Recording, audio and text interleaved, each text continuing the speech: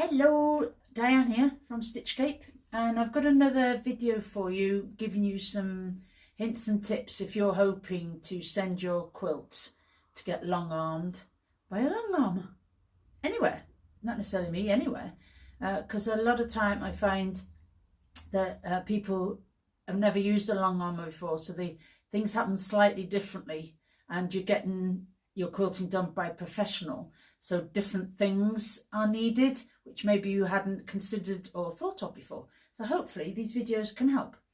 But before I do, this little piece of paper has the names of some special people. There's Chris, Brenda, Kay, Ros, Judy and Mary, who have just recently, in the last week or so, all of a sudden, I've had a pile of new followers, and those ladies are amongst them. Well, that's them. And for my little account, that's big, really big. I've no idea what's going on, where or what, but it's still welcome and hopefully I can help. So yeah, welcome along, and I'll get talking in a little bit more about this batik backing and some things you could note about it that will help you when you take a quilt to the Longarmer, hopefully.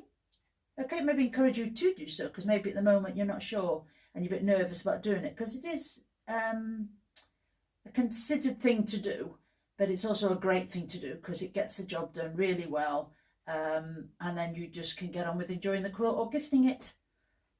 Okay, catch you in a bit. I'll try and fire shoot a few things. I'll hopefully put in a photo for you of the fact that this actually has a horizontal seam joining the backing, which is great, because that photo will show you that the horizontal seam goes horizontally, goes across the bars that way. So that means that that seam is along this pole all the way.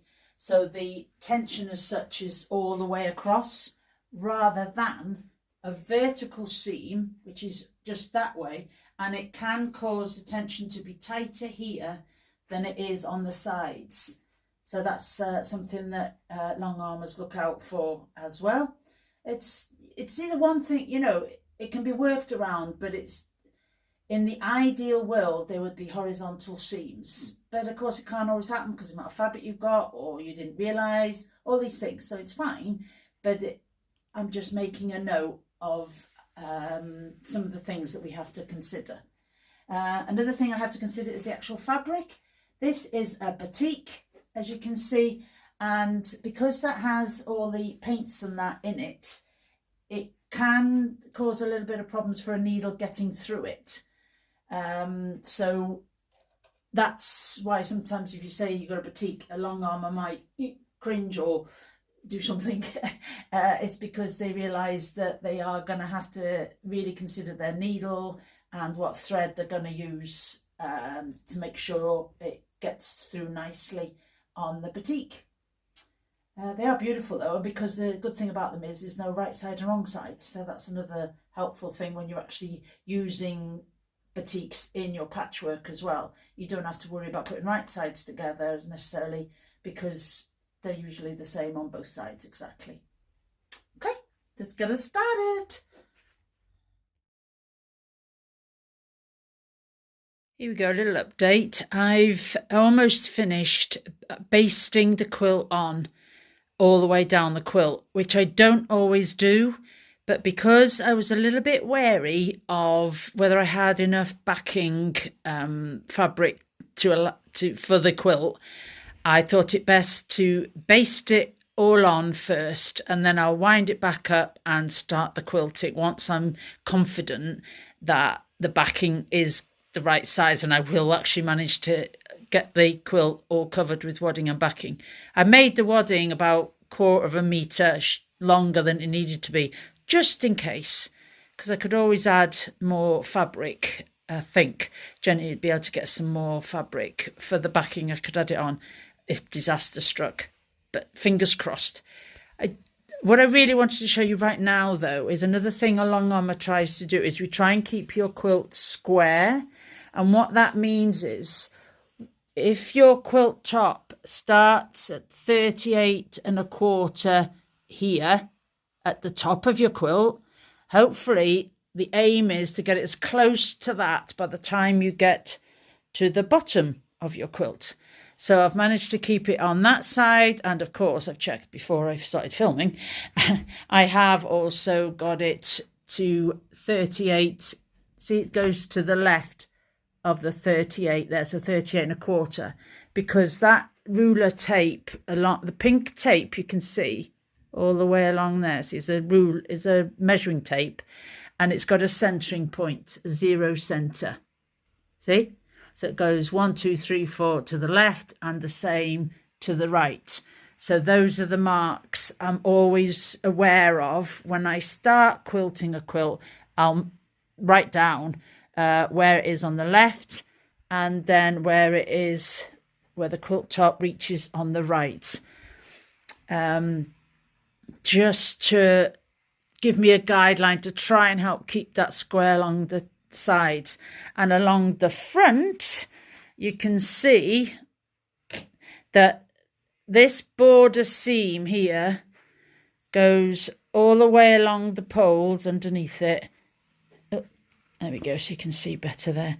So that seam is basically running in a direct horizontal line all the way across the quilt frame, and that's a good result. That means that the quilt is square. Now we've just got to pray that there's enough quilt backing to cover the quilt. I'll get back in touch with you in a minute. Hello. I'm about to reveal whether there is enough backing or not. But I just thought, it's like a tip sheet, this video. It's like rolling one after the other. And it's more for, not for longarmers, my videos really. It's for people who are getting their quilts long-armed, and how longarmers can help them realise what goes on, some of what goes on, and also some of the things that they can help to do to make it get a better, help the longarmer get a better result for you, because that's what the longarmer wants. Okay, so just showing you this, that there's a safety pin there. Hopefully you can see that there. I don't really want to move the stand, so I'll just do it from there. So there's a safety pin there. The reason why that is there and not there is because that needs to be centred. Because I was worried about whether the backing was big enough or not, I needed to centre my quilt on the frame so that I had definite guidelines, and the more guidelines I have, the better. This is one of my guidelines, that pin is in line with the central 0 there.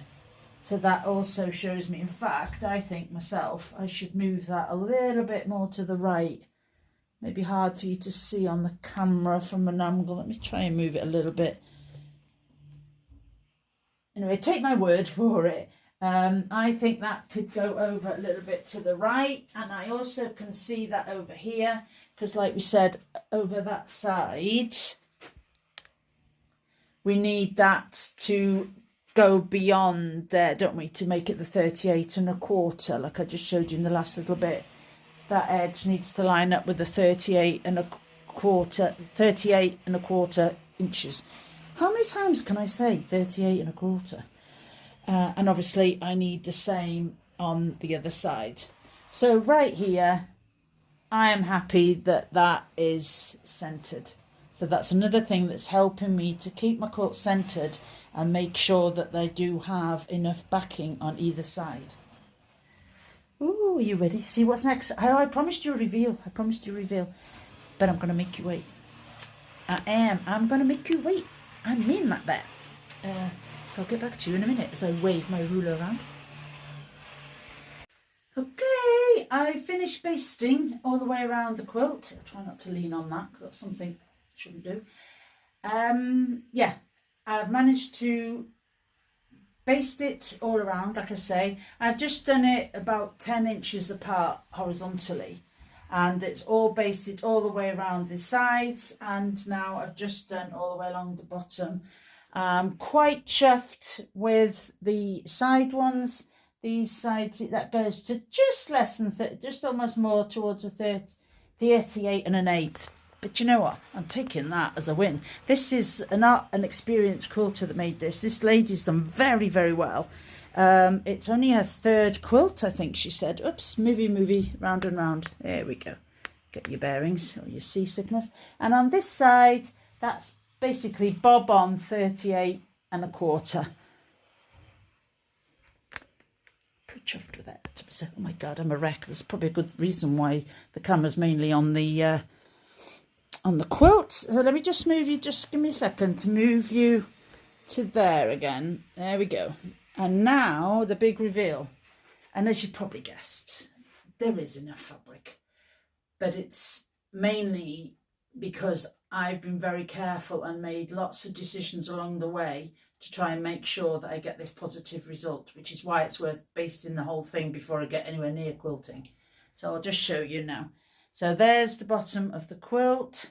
And then if I lift the wadding up, you can see that I've still got, let's move again just a little bit. I've still got, I don't know, it's about 5 inches to these pins. So this is a cloth leader that the backing is pinned onto. Ordinarily I wouldn't pin, I would do a different system, but that different system takes up more space. So I didn't want to use that system. So from the get-go, I made the decision to pin the backing to this cloth leader. It's similar to this. It's like a big long canvas cloth that you attach the different parts of your quilt to in different ways. And this time I chose to take the slightly longer route of pinning the backing onto there, because it gives me an inch maybe of more space, possibly more. So I am chuffed with that. I've got enough backing, I've got plenty of wadding. I will now trim this wadding down because when I roll this back this way to bring the quilt down and around this pole again, this wadding will all rumple up and make a bit of a mess, and the quilt won't be able to lie straight on the frame. Yeah, I think that may well be enough for this video. But that was basically me semi-loading this quilt and having to baste all the way around it, because I was a little bit concerned that the backing was not as big as I would like it for the quilt top to quilt it on a long arm. As it turns out, all's okay. But that's something for you to consider, definitely, if you consider using a long arm. Check with that person how much extra backing and wadding they need to go around the outside of your quilt to allow it to be held onto the frame. That's why you need some excess backing and wadding to allow for it to be held on and to be able to be quilted. Okay, let's see if that actually is the end, or if I sneak in another little bit. I don't think so. I think you've probably had enough. But I'm just so made up with all those new followers. Loving it. Cool. So I can help. Yeah, my main services are face-to-face. Like I do the socials and the workshops and sewing retreats, patchwork retreats, but I also do the longarming commissions, and I also do lessons. In fact, I do a bit too much probably, but hey, I love it. Okay, perhaps bye for now. We'll see. It's all for now, and take care, and happy considering using a longarmer. Oh, and Alfie's here. He says bye as well.